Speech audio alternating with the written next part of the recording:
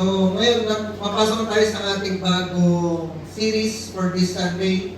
No? So, title ng ating series ay Most Valuable Asset. Sabi mo nga, Most Valuable Asset. Yan. Meron tayong subtitle na Care Genuinely. No? Last Sunday, last series natin, ano yung ating title? Matanda niyo ba? Yung title. 2020. Nasa pinag-usapan natin tungkol sa vision. Tapos yung subtitle natin, Execute with Clarity. So kailangan, ang point natin, o kailangan may vision tayo. At kung ano man yung ginagawa natin, kailangan malinaw sa atin kung bakit natin siya ginagawa. Ano? So, bakit natin pinamagat ang most valuable asset? Pag sinabing asset, ano ang understanding niyo sa asset? Ano? Pag pinag-usapan natin asset. Usually, pag sinabing asset, sabi sa dictionary, asset is a useful or valuable thing, person, or quality. Di ba pag ano yung tinanong, ano ba yung pinakamaganda mong asset? Ano yung pinaka-importante mong asset? Yan. So usually, di ba, pag pinag-usapan yung asset, sasabihin ng iba, gold. Ito yung pinaka-importanting asset. Kailangan meron kang ginto. Pasyon kami na meron ginto. Wala. So, wala tayong asset. Pero sabi naman ng iba, pagka pinag-usapan yung asset, sasabihin iba, properties. Meron bang, sila dito may properties na. May sariling lupa't bahay. No? May sariling building. May sariling asyenda. So, ito yung asset. Iba naman, investments.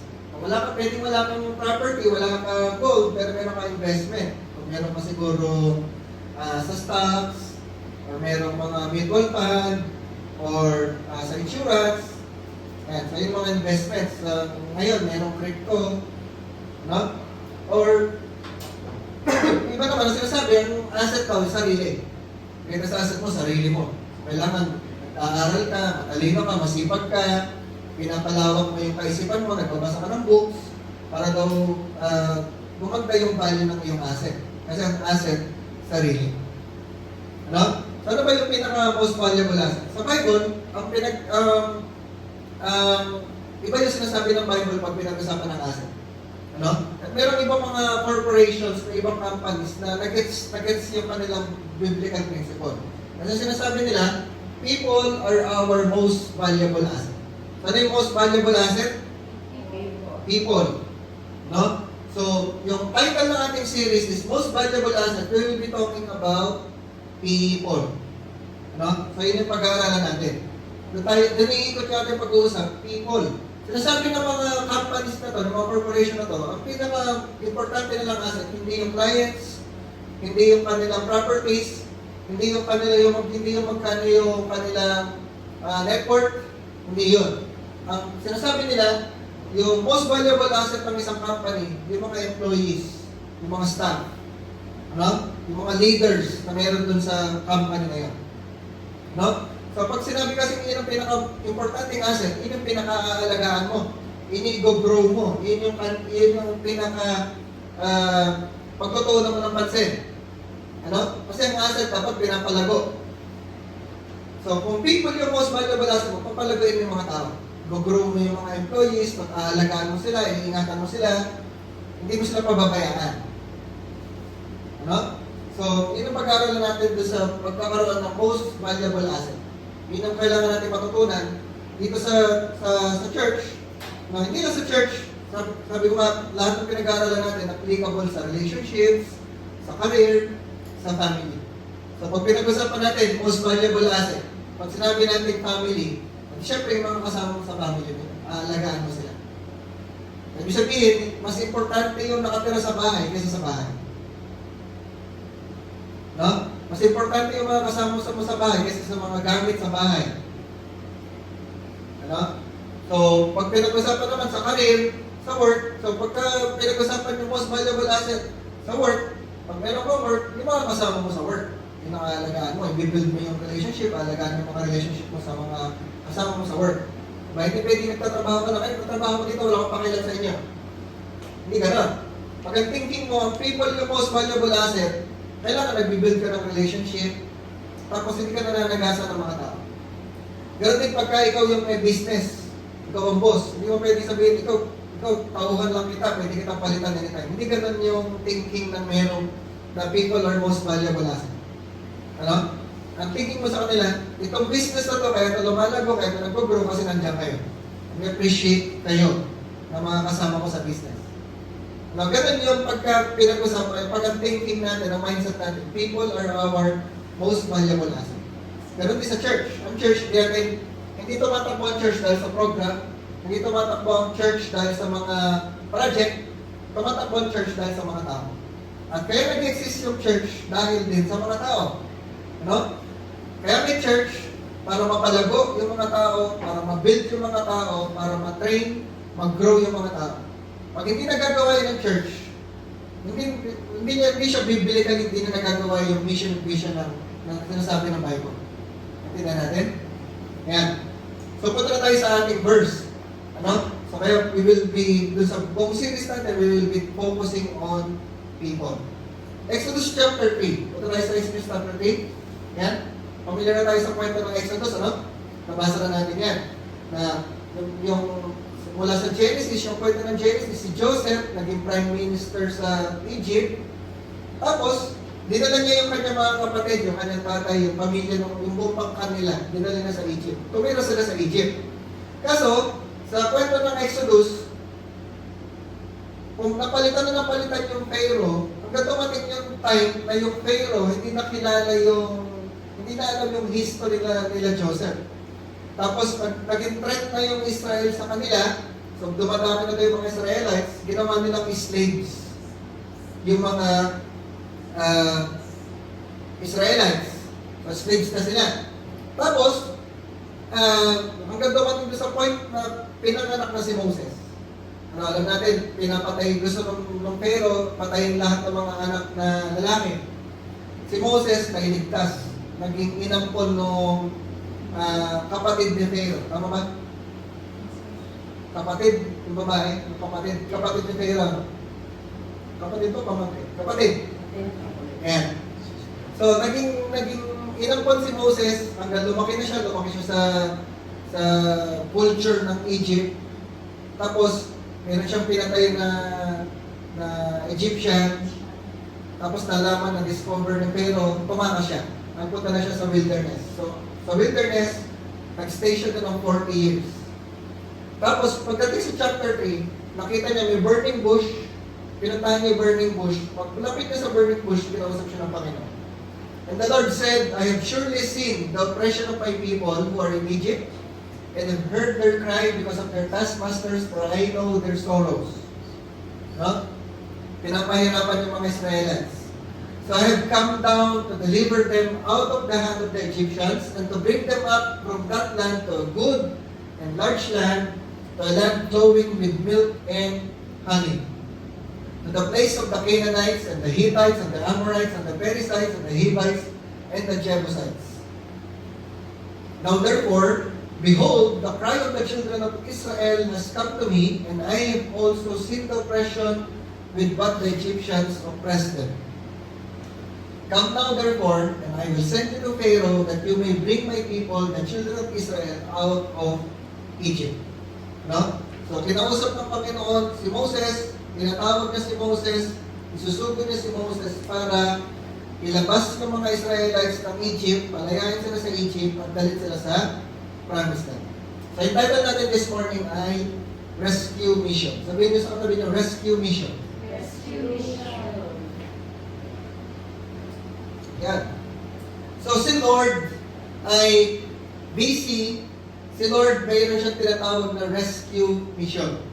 Ano, i-rescue yung mga Israelites. Kasi slaves sila, pinapahirapan sila, pinaparusahan sila. At gusto ng Panginoon, i-rescue yung mga Israelites, save yung mga Israelites, i-deliver sila, palayain sila dun sa kanilang mga masters, dun sa kanilang mga lulupit na masters, palalayin sila sa Egypt, ilabas sila sa Egypt, at dalhin sila sa Promised Land. Ano? So, ano ibig sabihin sa atin nun? Para ano ang meaning ng story na to para sa atin? So si God, nasa rescue mission siya, gusto niya tayong i-save. Kagaya din tayo ng mga Israelites na meron tayong may mga areas ng life natin na under slavery. May mga areas ng buhay natin na nahihirapan tayo, nagsasuffer tayo. May mga areas ng life natin na kailangan natin ng Savior, kailangan natin ng tagapagligtas. So ano yung first point natin? First point natin, God sees, God hears, and He knows.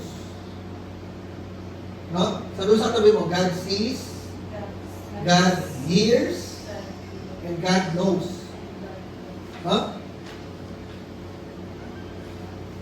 So sabi sa Exodus 3 verse 7, sabi niya, and the Lord said, I have surely seen the oppression of my people who are in Egypt, and have heard their cry because of their taskmasters, for I know their sorrows.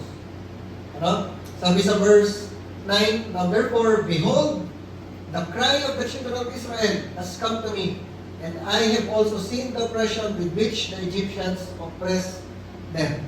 At ang ganda nung sinasabi dito ng Panginoon kay Moses. Yung ganda na sinasabi niya dun sa tungkol sa Israelites, na si Lord, nakikita niya, naririnig niya, at alam niya yung hirap natin. Alam ng Lord, nakikita ng Lord, nadidinig ng Lord. Nakikita ng Lord yung lahat ng iyak natin. Naririnig ng Lord yung lahat ng iyak natin. Alam ng Lord yung pinagdadaanan natin. Paano naman yung hirap natin? Kung meron tayong pinagdadaanan ngayon, or meron tayong pinagdaanan recently, nakikita pala ng Lord yun. Naririnig pala ng Lord pag umiiyak tayo. Alam pala ng Lord yun mga pinagdadaanan natin sa buhay. Hindi pala minsan naiisip natin, pag dumaan tayo sa hirap, dumaan tayo sa mga pagsubok, dumaan tayo sa challenges, parang minsan nagtatalo tayo, nakikita kaya ng Lord, alam kaya ng Lord, naririnig kaya ng Lord pag nagpe-pray ako, parang wala namang nangyayari, parang wala siyang ginagawa. Ganon din nila experience ng mga Israelites. Alam niyo ba, yung mga Israelites, they were enslaved sa Egypt for 430 years. Ganon katagal. Tagal yun. Ang Pilipinas, gano'n tayo naging katagal na sakop ng Espanyol? 333. Ganon katagal. Yung Israelites, mas matagal pa. 130 years silang slaves. Yung ganon katagal na yun, yung pinanganak ka slave, yung anak mo slave din, yung apo mo slave din. Yung apo mo sa tuhod slave din. Pinanganak kang slave, mamamatay kang slave. Ganon, 430 years. Pinanganak kang pinapahirapan, pinaparusahan. Nabubuhay ka nila na gagawa ko ng bricks. Ilalagay ko yung bricks doon. Tapos, hanggang sa mamatay ako, gagawa ko ng bricks, naglalagay ako ng bricks. Hanggang sa mamatay ako, nagbubuhat ako, naghihila ako. Inuutusan ako. Walang kalayaan. Ganun yung istorya nila. Tinatanong na lang bakit pinatagal ng Lord. Minsan naman, di mo tatama tayo. Tinatanong na lang bakit matagal-tagal ng challenges natin, tagal-tagal ng pagsubok, tagal-tagal ng suffering na dinaranas natin. Tinatanong lang. Ano yung purpose ng Lord? Bakit niya pinapatagal? Pero sinasabi ng Word of God, alam ng Lord, nakikita ng Lord, naririnig ng Lord. Yun yung kailangan natin paniwalaan. Kasi Lord, kitang-kita niya, alam niya, naririnig niya bawat iyak natin, bawat pinag-face natin. Alam ng Lord. Bawat prayers natin, nadidinig ng Lord. Bawat sinasabi natin, bawat reklamo natin, naririnig ng Lord, alam ng Lord, nakikita ng Lord. So, si Lord, hindi si Lord walang pakialam sa atin. May pakialam si Lord. Sabi sa akin, may pakialam si Lord. May pakialam si Lord. Tinitignan niya tayo, pinapakinggan niya tayo, at alam niya. Yun yung sinasabi niya kay Moses. Yung mga Israelites, matagal na silang panahon na naghihirap, matagal na silang panahon na slave sa Egypt. Iniisip nila, hindi ko nakikita, iniisip nila wala akong ginagawa, iniisip nila wala akong pakialam. Pero nakikita ko, naririnig ko, alam ko.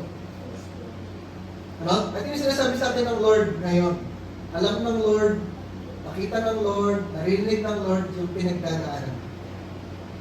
Kaya say amen. Sabi niya, God is never blind to your tears, never deaf to your prayers, and never silent to your prayer. Hindi siya bulag, hindi siya bingi, hindi siya tahimik.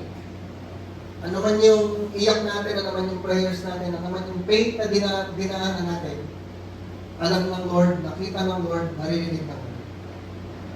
Ganun tayo ka-importante sa Lord. Ganun ka-importante sa Lord yung mga tao. No?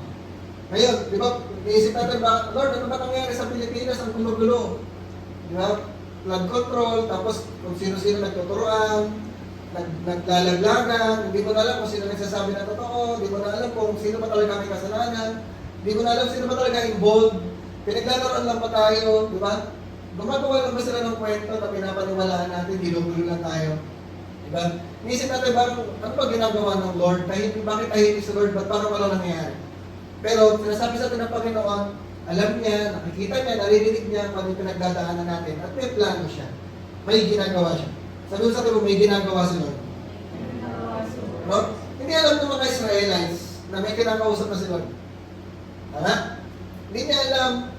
Hindi alam ng mga Israelites, nahihirapan sila, pero doon sa malayong lugar, may burning bush, kinakausap niya si Moses. So minsan, hindi natin alam, may ginagawa si Lord. Hindi natin alam, may kinakausap pala si Lord. Hindi natin alam, mayroong plano na in-execute si Lord para tulungan tayo sa pinagdadaanan natin. Ha? So sumunod na point natin, God delivers and promotes. Ano sabi mo? God delivers, God promotes. Ano? Hindi lang niya naririnig, hindi lang niya alam, hindi lang niya nakikita yung mga problema natin. I-deliver na tayo. Ililigtas na tayo. I-rescue na tayo. At hindi ka lang niya i-rescue, ipopromote ka pa niya. Dadalik ka niya sa mas magandang situation. Sabi sa tuloy mo, dadalik ka ng Lord sa mas magandang situation. No? Sabi sa verse 8, Exodus chapter 3 verse 8, so I have come down, sa New King James Version. So I have come down to deliver them out of the hand of the Egyptians and to bring them up from that land to a good and large land, to a land flowing with milk and honey, to the place of the Canaanites and the Hittites and the Amorites and the Perizzites and the Hittites and the Jebusites at sa mga hindi nagtatites. Okay, joke lang yan. So, bumaba si God. Nakita niyo, si God bumaba. Sabi ko, bumaba si God. Ano? Hindi na siya yung Diyos na nasa langit, nakastay sa langit, nanonood lang sa atin, okay, walang pakialam, naglalaro lang siya doon, wala siya, kung ano yung ginagawa niya doon, nagsiselfone na siguro, nagpa-block blast, di ba, kaya nagpa-Minecraft. Hindi siya ganon, hindi siya busy. Nakikita niya nangyayari sa earth, at may ginagawa siya, may plano siya, bumaba siya sa earth. No? Doon sa story na to, bumaba siya doon sa burning bush. Nagpakita siya kay Moses. Ano? Sa panahon ni Jesus, bumaba siya, nagkatawang tao siya, naging tao siya. At namatay siya sa cross. May ginagawa si God. Sabi mo sa tabi mo, may ginagawa si Lord. No? Bumaba siya, so I have come down to deliver them para palayain sila mula sa kamay ng mga Egyptians at dadalhin ko sila palabas sa Egypt, papunta sa promised land. Papunta doon sa lugar na maganda, malaki, flowing with milk and honey. Ano? Sinasabi ng Lord, hindi lang niya nakikita, hindi lang niya naririnig yung mga iyak natin, yung mga panalangin natin, hindi lang niya nakikita yung hirap natin, hindi lang niya alam kung yung mga pinagdadaanan natin, hindi lang iyon. Naririnig niya, nakikita niya, alam niya, tapos may gagawin siya. Sabi sa Lord, may gagawin si Lord. Ano? Sa situation natin, sa mga pinagdadaanan natin, sa mga nararanasan natin, may ginagawa sa Lord. So, i-deliver na tayo, ililigtas na tayo. Papalayain na tayo dun sa mga bagay na nagpapahirap sa atin, sa mga bagay na nagpapabigat sa atin, sa situation natin. Hindi natin alam kung kailan, pero may gagawin si Lord. Ano? Kung alam mo yung istorya mo sa Exodus, hindi naman pagbalik ni Moses sa Egypt, sinabi niya, kinausap niya si Pharaoh, tapos after 1 hour, okay na. Sige, alis na kayo, okay na. Hindi ka na. Di ba? Ilang mga araw pa yung dumaan bago sila nakalaya. Tapos, yung alam yung istorya, nung kinausap ni Moses yung Pharaoh, ang ginawa ni Pharaoh, unang ginawa ni Pharaoh, pinahirapan pa. Dati, pinagpo-provide ng mga dayami para panggawa ng brick. Sabi ng Pharaoh, pagtitigas ang ulo nyo, kayo nang humarap ng sarili ninyong dayami. Nahirapan pa sila. Parang kwenta niya, ang sabi ni Moses, Lord, kung talaga sinugo mo ako, bakit ganito? Imbis na gumanda yung situation nila, bumira pa. Bakit pa yung situation? Hindi siya nangyayari overnight, pero may ginagawa sila. Pero dahil alam natin ang istorya, nakalaya sila. Alam natin ang istorya, pinakawalan din sila, pinalaya rin sila. Pero hindi overnight nangyayari. Sabihin sa natin alam, bakit pinapatagal ng Lord, bakit parang walang nangyayari, tapos nag-pray ka, lalo pang humira. Iniyak mo na sa Lord, lalo ka pang nahihirapan. Hindi alam bakit ginagawa ng Lord yan. May mga reasons si Lord. Pero, nagtutrust, na alam ng Lord yung kanyang ginagawa. Mas matalino si Lord kaysa sa atin, mas makapangyarihan si Lord kaysa sa atin. At pag nakita natin yung ginawa ng Lord, mamamangha na lang tayo. Na mas maganda yung plano ng Lord, mas maganda yung ginawa ng Lord, kailangan na talaga magtiwala tayo sa Lord. So si Lord, hindi lang niya nakikita, hindi lang niya narinig, hindi lang niya alam, papalayain pa na tayo, may gagawin siya. Tapos hindi ka lang niya papalayain, dadaling ka niya doon sa mas magandang lugar. Hindi ka niya iiwan doon sa kung ano yung sitwasyon niya before. Papagandahin pa niya yung sitwasyon natin. Kami marami na namin na beses na patunayan yun. Ako maraming beses ko na napatunayan yun. Lumaki kami sa hirap. Naranasan namin yung maghahati kami sa tuyo. Naranasan namin yung kakain kami, ang ulam lang namin, gatas ng kalabaw. Yun na yun. Naranasan namin yun. Yung naranasan na kami, lumaki kami, namamasahe lang kami palagi. Ngayon lang, kumbaga, dinala kami, kaya ko lang nasasabi kasi ngayon, dinala na kami ng Lord sa mas magandang situation. Yung mga anak namin, dinala na kailangan mamasahe. Dati, kakain lang kami, yung kakain lang kami sa kanto, kalendarya, Jollibee. Ngayon, hindi na kami ganun kumakain sa Jollibee. Masaya lang na. Kasi, kumbaga, naranasan lang namin, hindi dahil kami maselan, kumbaga, naranasan na, pinromote kami ng Lord. Mararanasan niyo din yun. Sabi ko sa tulo, mararanasan niyo din yun. Kanya-kanya lang tayo ng panahon. Pero, makikita natin, pinapalaya tayo ng Lord, dinadala tayo, pinopromote tayo ng Lord. Sabi ko sa tago, meron darating na promotion sa'yo. Yung ibig sabihin ng promotion, hindi tumataas yung title, hindi tumataas yung sweldo. Ibig sabihin, gumaganda yung situation natin. So, God is on a search and rescue mission to recover every lost and broken thing in our life. Si Lord, lagi siyang nasa search and rescue mission. Hinahanap niya, nire-rescue niya yung bawat area ng life natin na wasak, bawat area ng life natin na naliligaw, bawat area ng life natin na madumi, inaayos ng Lord. Yung mga bawat area ng life natin na mali, tinatama ng Lord. Yung marumi, nililinis ng Lord.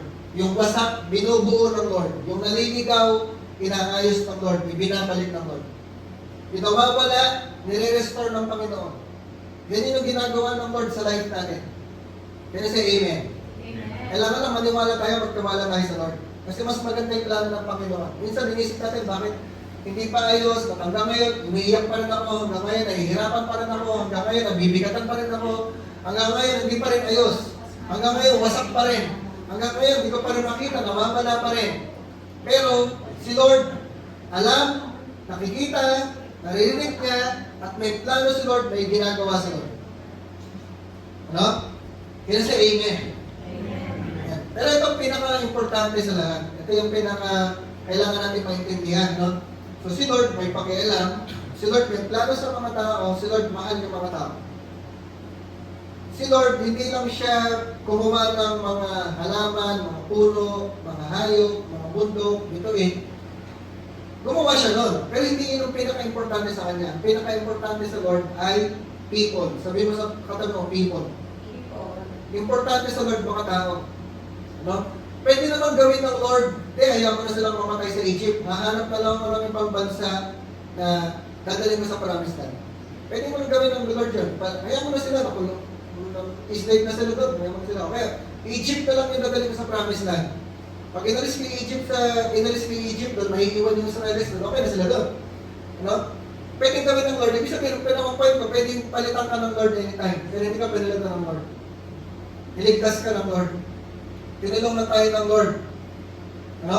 Kasi importante tayo sa Panginoon. Sabi mo sa katabi mo, importante ka sa Lord. Sige, sabi mo sa katabi mo. Makinig ba? Sabi mo sa katabi mo, importante ka sa Lord. No? Kaya na tayo nire-rescue, kaya na tayo sinasave, kaya na tayo tinitignan, kaya na tayo pinapakinggan, kasi importante tayo sa Panginoon. At para patunayan na importante tayo, ang pangatlo niyang ginagawa, God sends. Sabi sa atin mo, God sends. Ano? Meron siyang pinapadala, meron siyang pinakausap, meron siyang sinusugo, meron siyang ginagamit ng mga tao din para iparamdam sa atin na mahal tayo ng Lord. Kaya? Ano? Yung mga tao, pag binalikan mo yung mga nangyari sa iyo sa life mo, ano? May mga, totoo, may mga ginamit sa Lord sa life natin. May man siya mga ginamit ng mga tao para tulungan tayo, para mag-care sa atin, para samahan tayo sa journey natin, para iparamdam sa atin na mahal tayo ng Lord, na inaalagaan tayo ng Lord. No? So, ginawa niya, kinausap niya si Moses, "Come now, therefore, and I will send you to Pharaoh, that you may bring my people, the children of Israel, out of Egypt." Ano? Meron siyang mga tao kinakausap. Meron siyang mga taong sinesend para sa atin. Ano? Hindi niya kinausap si Pharaoh, hindi niya kinausap yung mga leaders doon sa Israel, hindi niya kinausap niya. Kinausap niya nandun sa wilderness. Ang kinausap niya yung 40 years na nandun sa wilderness, nag-aalaga ng mga tupa. Yun yung tinawag niya. Yun yung kinausap niya. At yun yung pauwiin niya ng Egypt para tulungan yung mga Israelites. Ano? Meron siyang kinakausap, meron siyang mga hinihipo. Hindi natin alam, ano? Sa situation natin ngayon, meron tayong situation. Hindi natin alam, meron na palang kinakausap sila. Meron na pala siyang hinihipo. Alam natin yung istorya, si Moses nakipag-negotiate pa, "Lord, di ba nalipadala mo? Lord, huwag na lang ako. Lord, gulat ako. Lord, di ko alam sasabihin ko." Pero si Moses, baka yung pinakausap ni Lord din, ganun din. "Lord, iba na lang. Lord, send mo na lang iba. Huwag na lang ako." Diba? Ayaw pa sumunod. Baka yung pinakausap ni Lord ngayon, ayaw pa sumunod. Pero eventually, susunod din. Ano? Sabi mga ganun din, si Moses, walang istorya, eventually sumunod din siya. Pumunta din siya sa Egypt. Pero nakikipag-negotiate siya. So baka ganun din yung mga tao, ano, nakikipag-negotiate pa sa Lord. "Lord, wag muna, wag na lang, next time na lang, next year na lang, pag di na ako busy." Baka ganun pa yung reaction. Ano? Pero ang point natin, may kinakausap si Lord. At yung kinakausap ng Lord na yun, yun yung gagamitin ng Lord para tulungan tayo, para samahan tayo, para iparamdam sa atin na mahal tayo ng Lord. Ano? So, God sends rescued people to rescue people. Nagpapadala ang Lord ng mga tao na na-rescue niya, i-rescue niya before, para i-rescue naman yung mga ibang tao. Ano? So, nagsisend siya ng mga saved people to save people. Nagsisend siya ng mga healed people to heal people. Ano? Nagsisend siya ng mga blessed people to bless people. Yan ang ginagawa ng Lord. So, ripple effect yan. Sabi ko sa ito, ripple effect. Ano? May tumulong sa akin, yan gagawin ko, tutulong ako. Tapos yung pinulungan ko, gagawin ko, tutulong siya sa iba. Nakakali niya? Binless ako ng Lord, may nag-bless na ng ibang tao, so, mag-bless din ako ng iba. Sabi ko sa ito, pay it forward. No? Yan yung principle ng pay forward. Pag mayroong nagbigay sa iyo, gawin mo, magbigay ka rin sa iba. Tapos yung binigyan mo, magbibigay din sa iba. Pwede guminto yun, pero ikaw, huwag mong ihihinto. Sabi sa huwag mong ihihinto. Pwede din pinulungan mo, hindi tumulong sa iba. Pwede yung binigyan mo, hindi magbigay sa iba. Pero at least ikaw, hindi mo hininto sa iyo. Hindi sa iyo huminto.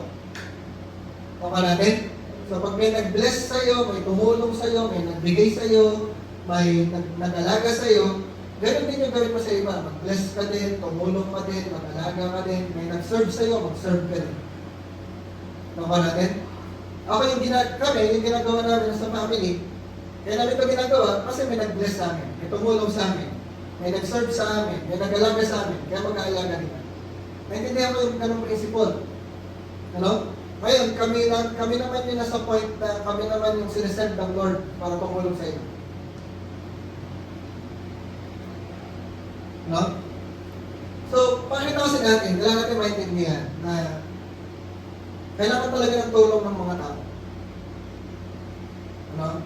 May mga tao na nakikita mo sa Facebook, nakikita mo sa Instagram, nakikita mo ng harapan, nakangiti. Masaya. Ano? Kumakain ng maayos na pagkain.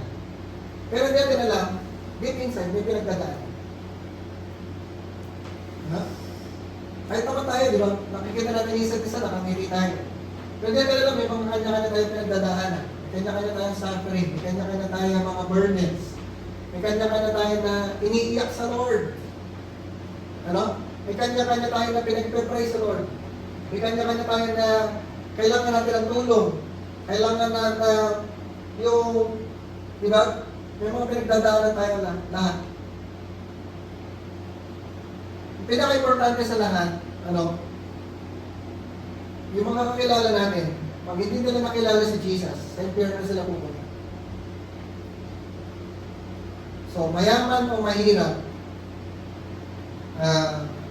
masaya man, malungkot man, may bisyo o wala, buo yung pamilya, buo yung sarili, or wasak na pamilya, wasak ang sarili.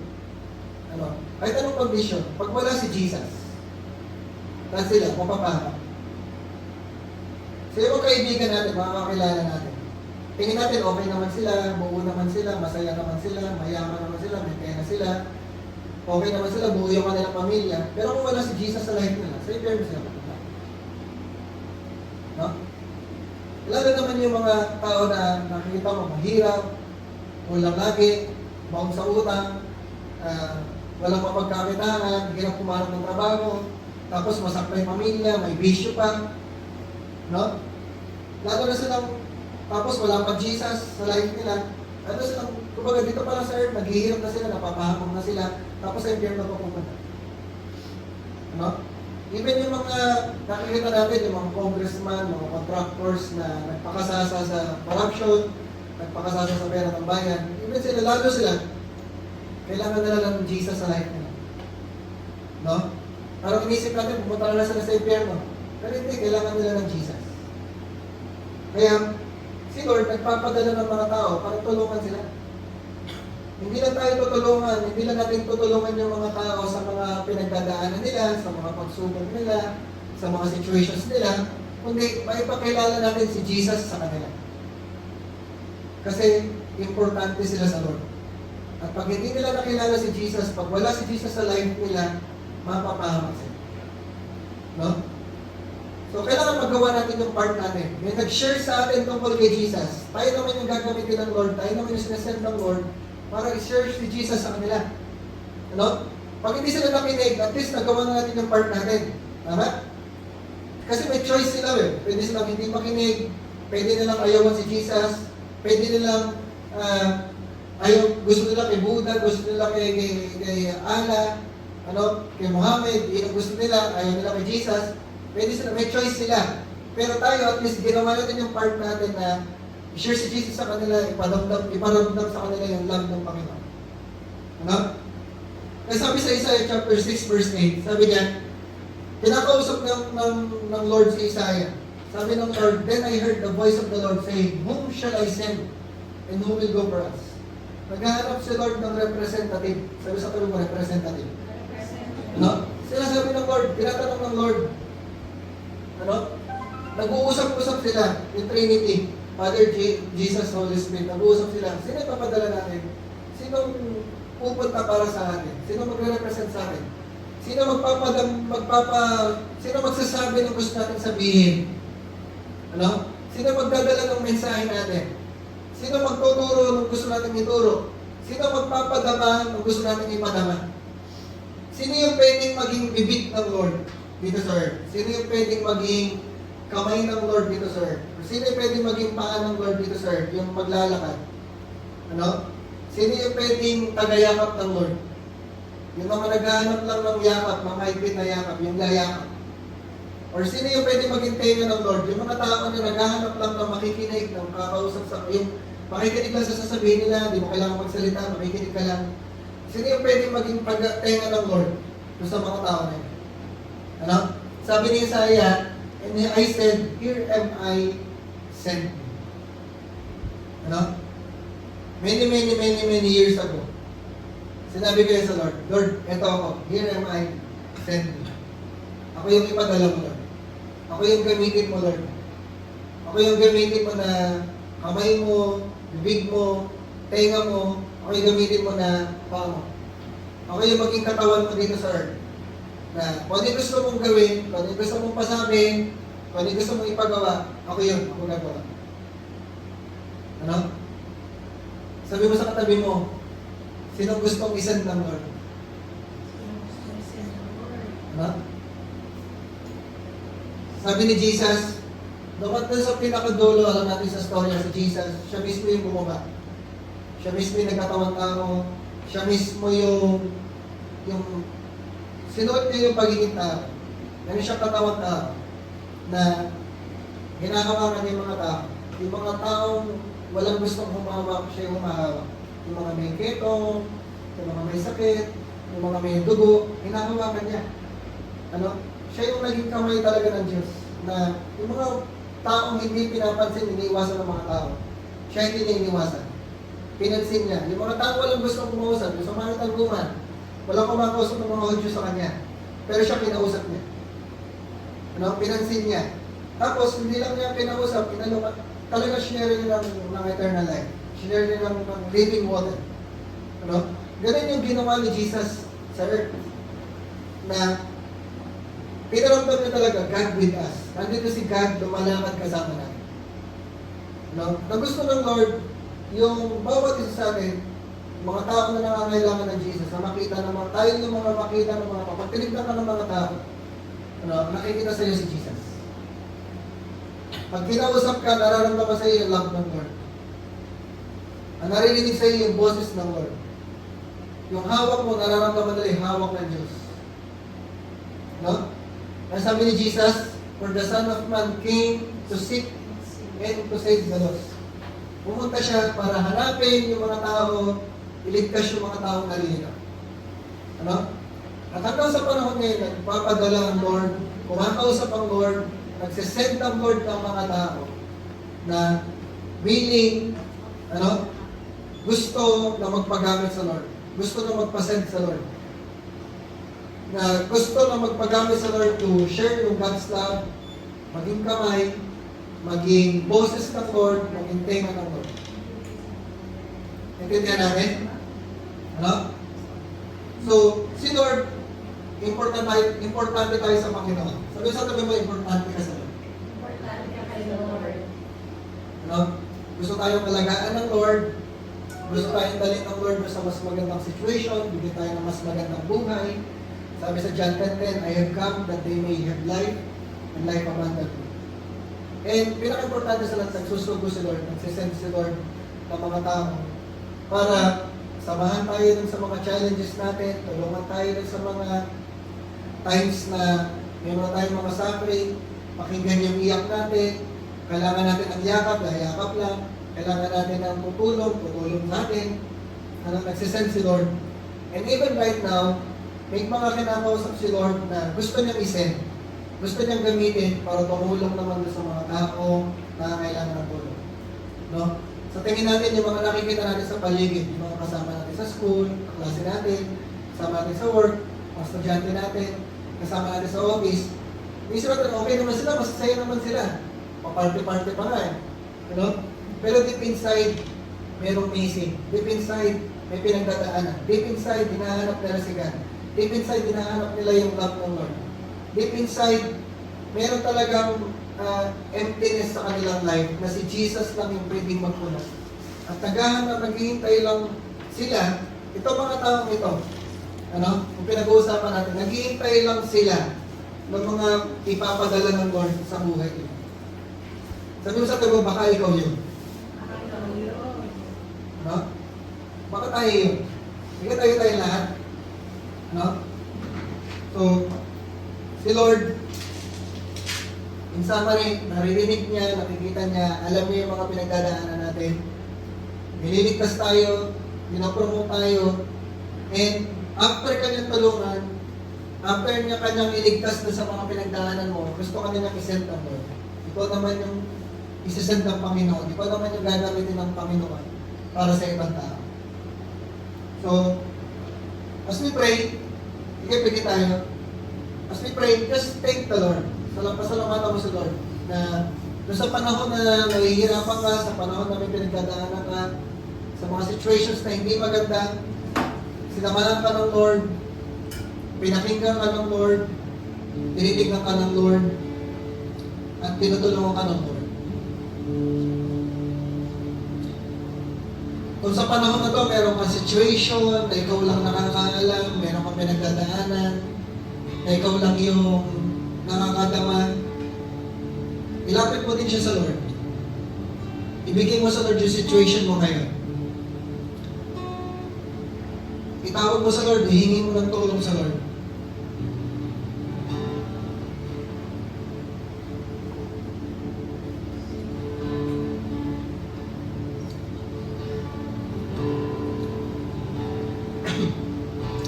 Let us pray. Lord, we just thank you, Panginoon, sa sinasabi ng iyong word, you are here, you came to seek and to save the lost. Naririnig mo, nakikita mo yung mga pinagdadaanan namin. Alam mo, Lord, yung aming mga situations. We just thank you, Lord, na ikaw ay tapat, ikaw ang tunay na Diyos, tutulungan mo kami, hindi mo kami iiwan, hindi mo kami pababayaan. Lagi mo kami sinasamahan, lagi mo kami kino-comfort. Salamat, Panginoon, meron kang magandang plano sa aming mga buhay. Salamat, Lord, meron kang gusto mong pagandahin yung buhay namin, gusto mong pagandahin yung situation namin. Salamat, Lord, nililigtas mo kami, dinideliver mo kami. Thank you, Lord, for the abundant life. Thank you, Lord, sa magandang future mo para sa aming mga buhay. And even, Lord, we pray sa bawat isa, even, Lord, sa mga hindi namin kasama sa umagang ito, we pray, Lord, buksan niyo po yung aming pandinig. Continue to speak to us. Bigyan niyo po kami ng puso, ng willingness na magpagamit sa inyo. Ng willingness to say, kagaya ni Isaiah, here I am, send me. Send us, O Lord. Bawat isa sa amin dito, Lord, Panginoon, send us. Use us para doon sa mga tao na naghihintay ng tulong mo. Para doon sa mga tao na may pinagdadaanan, sa mga tao na may kabigatan, sa mga tao na nangangailangan ng tulong, nangangailangan ng kausap, nangangailangan ng pag-ibig mo, nangangailangan ng Jesus sa kanilang buhay. Send us, O Lord. Use us. Continue to teach us, continue to train us, continue to empower us, Panginoon, para magawa namin yung mga nais mo na gawin namin. Lord, we continually honor you, we continually worship you. Thank you, Lord, na importante kami sa inyo. Thank you, Lord, na mahal mo kami.